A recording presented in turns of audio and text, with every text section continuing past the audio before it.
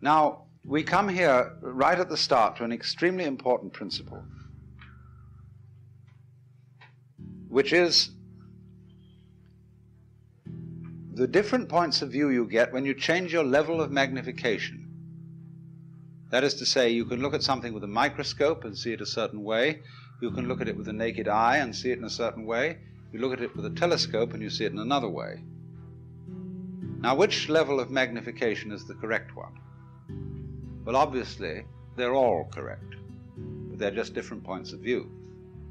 You can, for example, look at a newspaper photograph under a magnifying glass, and where with the naked eye you will see a human face, with the magnifying glass you will just see a profusion of dots, rather meaninglessly scattered. But as you stand away from that connection of dots, which all seem to be separate and apart from each other, they suddenly arrange themselves into a pattern. And you see that these individual dots add up to some kind of sense. Now you'll see at once from this illustration that maybe you, when you take a myopic view of yourself, as most of us do, but you may add up to some kind of sense that is not apparent to you in your ordinary consciousness. When we examine our bloodstreams under a microscope, we see there's one hell of a fight going on. All sorts of microorganisms are chewing each other up.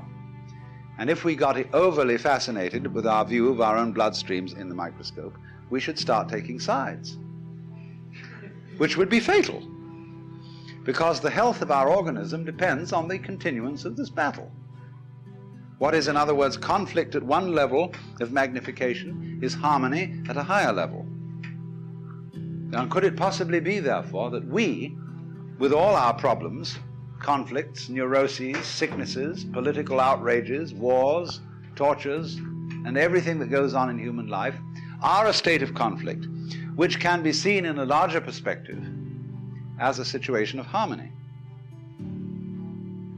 Well, it is claimed, you see, that some human beings have broken through to that vision, that they've slipped somehow or other into states of consciousness where they see the apparent disintegration and disorganization of everyday life as the functioning of a totality which at its level is completely harmonious.